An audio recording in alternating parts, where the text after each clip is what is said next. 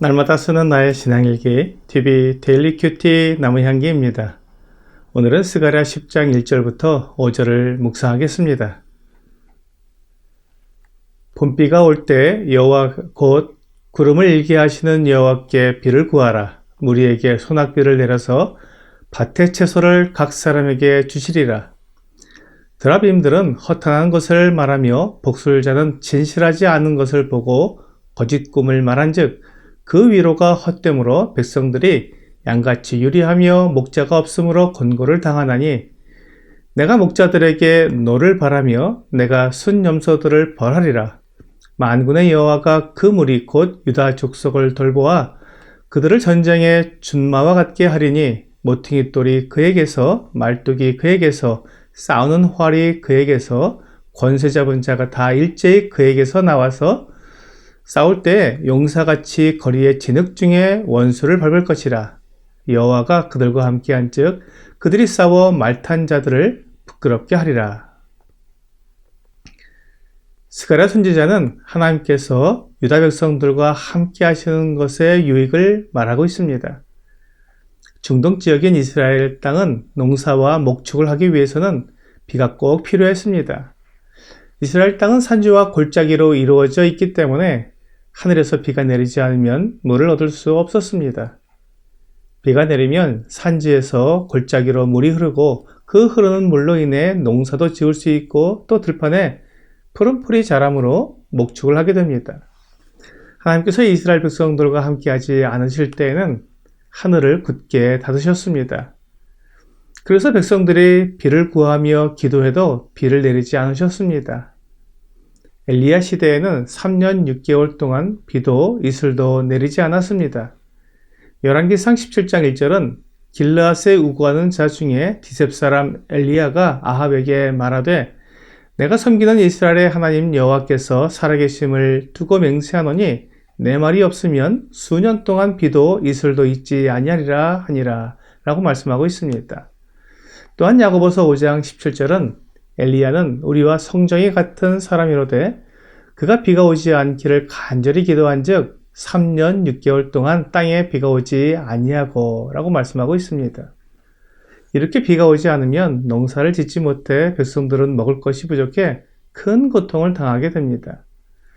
그런데 오늘 본문에서 하나님께서 함께 하시면 적당한 때에 비를 내려주신다고 말씀하고 있습니다.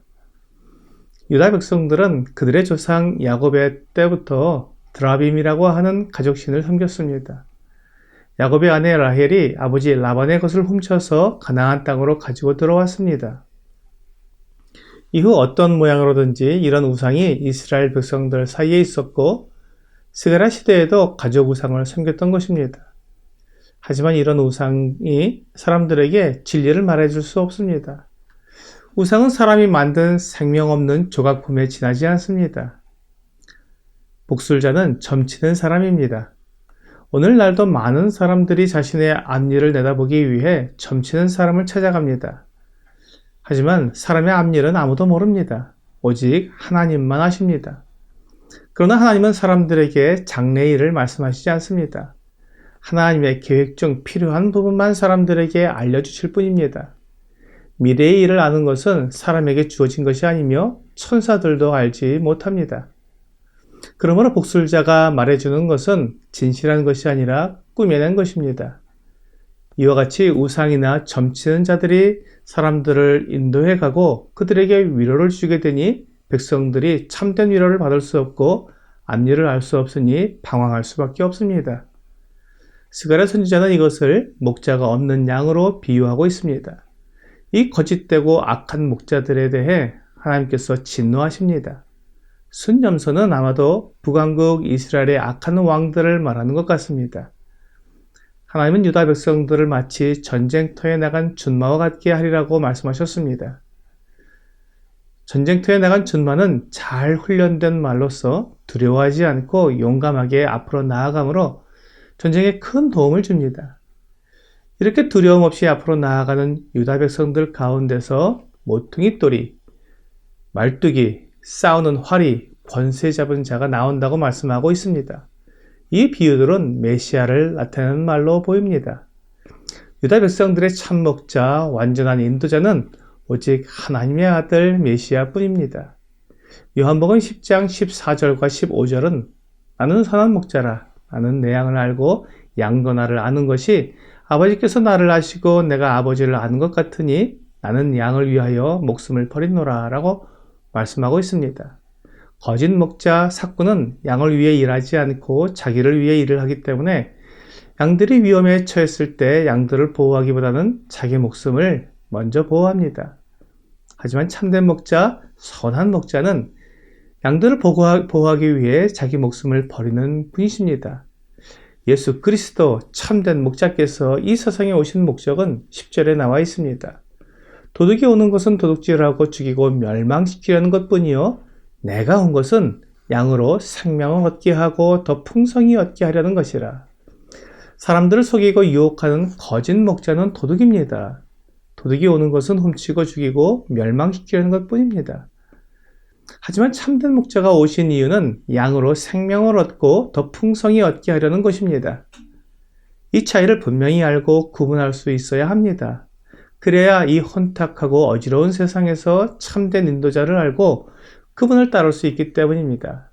요한일서 4장 1절부터 3절은 사랑하는 자들아 영을 다 믿지 말고 오직 영들이 하나님께 속하였나 분별하라. 많은 거짓 선지자가 세상에 나왔습니다.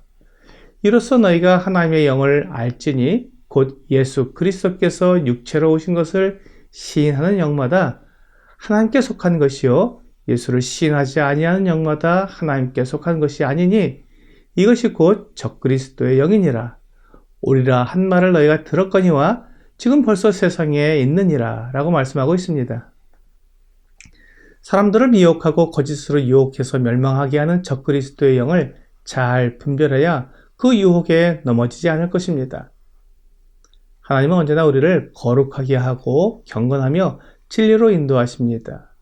그러므로 육체의 쾌락이나 비정상적인 방법으로 성공을 약속하는 것은 사탄의 전형적인 방법이기에 욕심 때문에 그런 잘못된 인도자들을 따라가는 것을 조심해야 합니다. 언제나 유혹하는 자들은 사람의 귀에 듣기 좋은 말과 사람의 기분을 좋게 해주는 말로 유혹합니다. 오늘의 적용 질문을 보겠습니다. 우리의 필요를 채우시며 정결케 하시고 승리를 주시는 분은 누구십니까? 우리에게 필요한 것은 진리이며 영원한 생명입니다. 하나님께서 이 세상을 심판하실 때 그 심판에서 벗어나 생명을 얻도록 인도하는 분은 오직 예수 그리스도 한 분뿐입니다. 오늘 나를 위해 생명을 희생하시고 거짓이나 악한 것이 없으신 우리 주 예수님을 따름으로 악한 자의 유혹을 피하는 여러분과 제가 되기를 주 예수님의 이름으로 기도합니다.